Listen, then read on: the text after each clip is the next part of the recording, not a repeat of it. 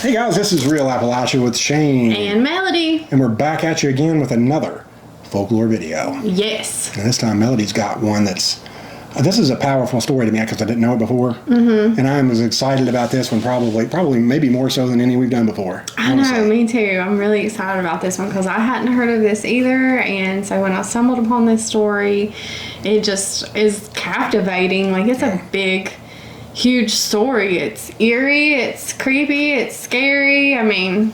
It is. Well, what is it? It is about the Black Sisters of Christiansburg.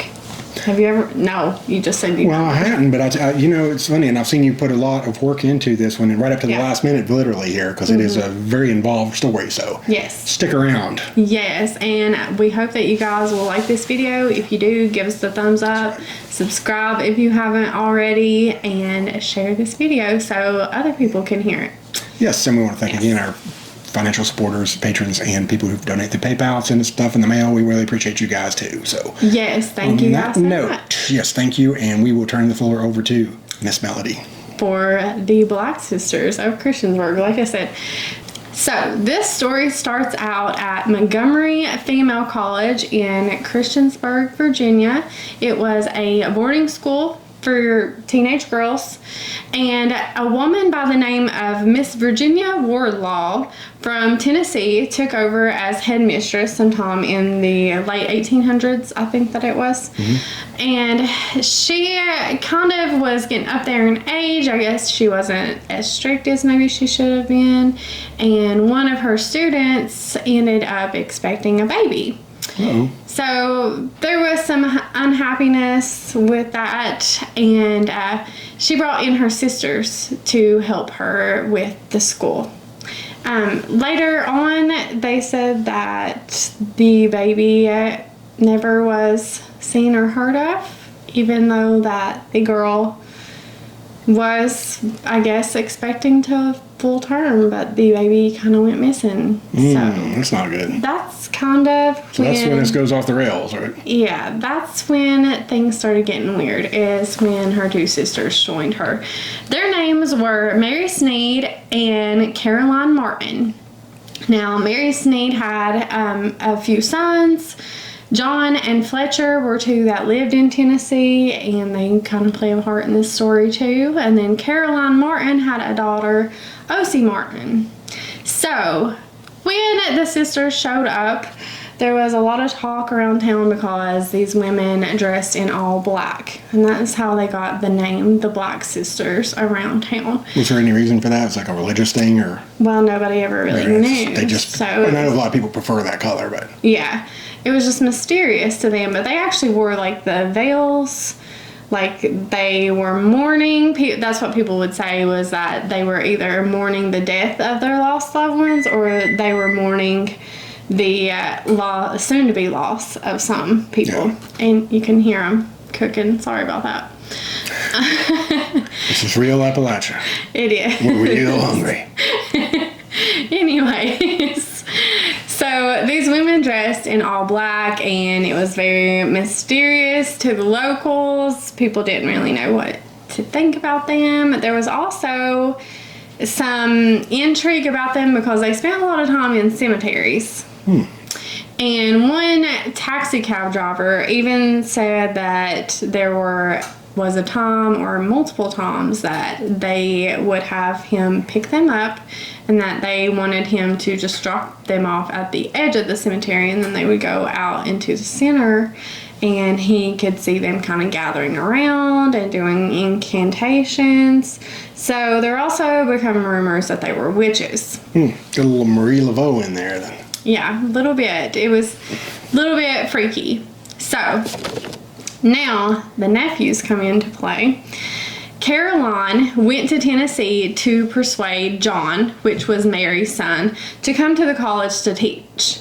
And, you know, I wasn't there. I don't know what that discussion was, but John ended up calling the police on his aunt and saying that she was trying to cause trouble. She was trying to split him and his wife up. It was like a big uproar, and the police escorted her out, and she left. Apparently, Caroline went back to to Tennessee to John, and the second time he ended up going with her without his wife. So it is rather weird. And things for John went real downhill real fast after that. Apparently on the train ride from Tennessee to Christiansburg, John fell off the train accidentally and almost drowned. And it was said that it was just an accident, although the train conductor said it looked almost like a suicide attempt. So it was almost like she had bewitched him somehow into doing something he didn't want to do, or I'm not really sure. It's strange. Part of the mystery. Yeah, it just gets thicker and thicker. Yeah, exactly. The plot thickens. So, after that, after a few weeks that he had been there, they woke up hearing screams of a man in the night, and people rushed into John's room where they were coming from, and his bed was on fire, and he had burned up. Goodness gracious. Yeah. And it was made to look like maybe a candle had fell off of a nightstand onto the bed, but the bed and his clothing was soaked in kerosene. Man. So, it was kind of obvious to everybody that they had some foul play involved there. No. But if that wasn't suspicious enough, just a week or so before, he had changed his insurance policy to have his Aunt Virginia, the headmistress of the school, as his beneficiary instead of his wife. A week before he died. Isn't that timely? Yeah. Wasn't it, though? Yeah. That's not suspicious at all. Yeah.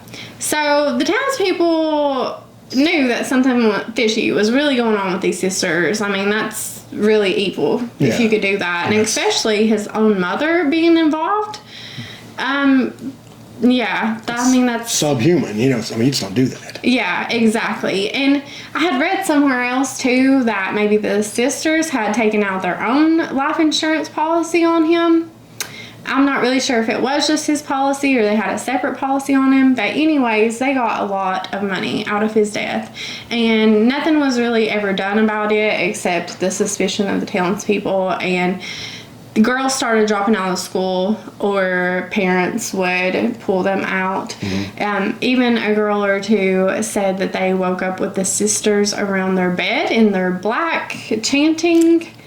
Again, I'm not sure if that was just, maybe nightmares or just a story to get their parents to let them come home, or if it was real. I don't know. Can you imagine? I mean, it's one thing to have one lunatic, but to have three, conspiring and not. Yeah, and being a teenager and having to live under them. I mean, they're authority figures, and they're there's certain things that that's terrifying. Yeah. So later on, Fletcher, which was Mary's other son, he showed up into town and was saying that he was divorced. And after that, it was announced that he was going to be marrying his cousin Osie, which was Caroline Martin's daughter. It was his cousin. They announced they were going to be getting married, and again, the townspeople were like, what's going on here? They're cousins. And they had never shown any kind of affection towards each other. He just shows up divorced and then announces he's going to marry his cousin, whom they, I guess, from what I've read, they just acted like cousins beforehand. So that was really weird to everybody. So after all of these strange things were happening, girls were dropping out of school, the three sisters fled to New Jersey.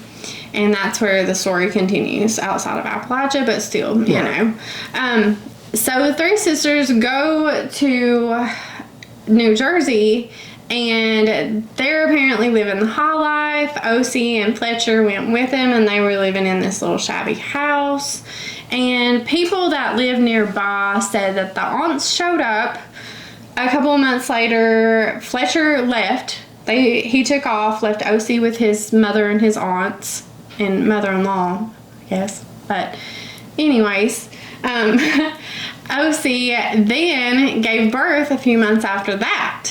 So you got to think her and Fletcher were expecting a baby. The aunts show up. He flees, and then the aunts are left with poor O.C. here.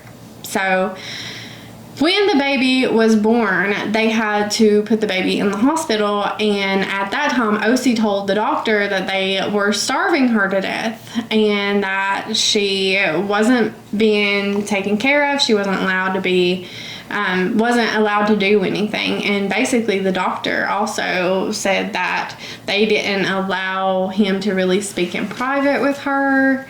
They weren't letting her have her medication she was supposed to be taking, and that she was, I guess, malnourished. The baby didn't make it, unfortunately, but from what it sounds like, it's really no wonder.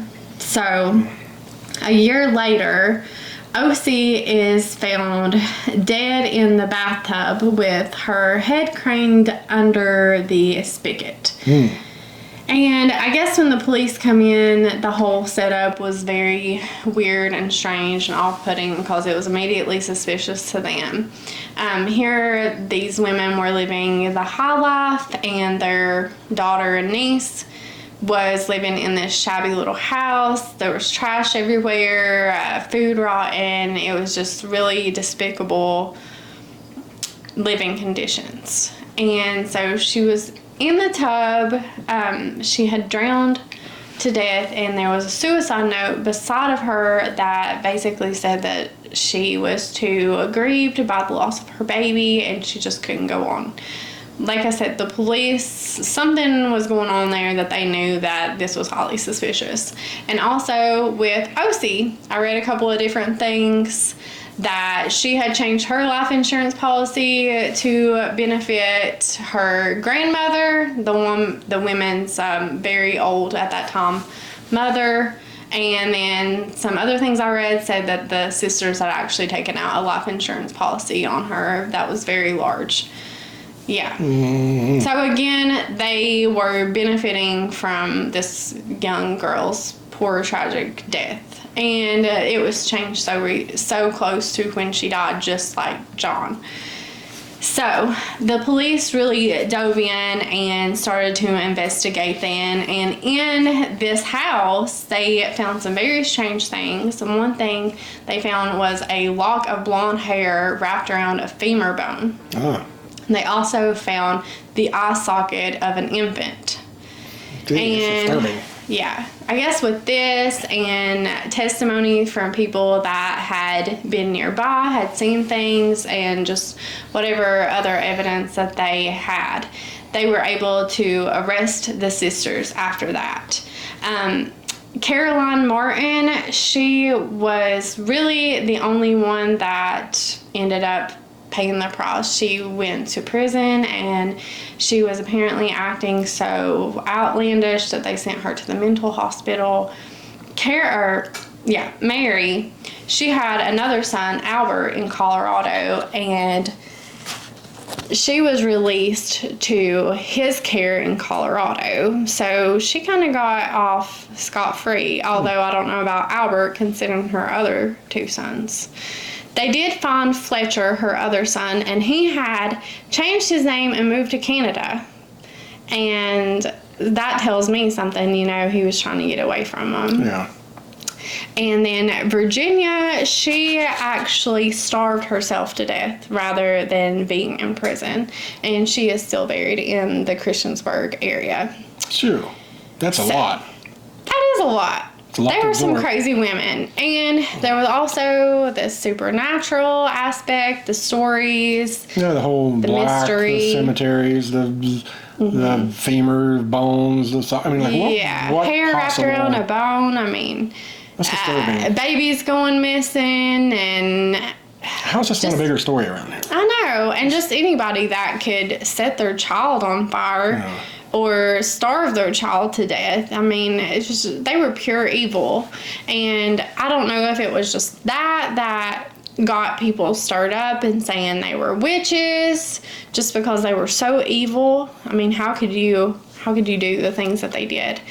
Or if there really was something to them, dabbling in witchcraft, worshiping Satan, that kind of thing. I'm not really sure.